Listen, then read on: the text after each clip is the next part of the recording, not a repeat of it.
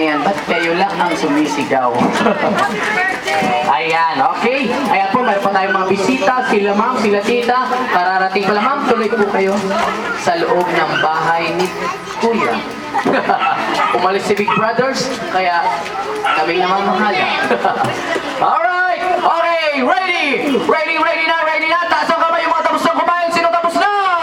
Wow, 1, 2, 3, 4, 5, 6, 7. Pito pa lang. Dami-dami nyo, ba't pito pa lang? Dapat lahat, di ba? Dapat lahat kayo tapos.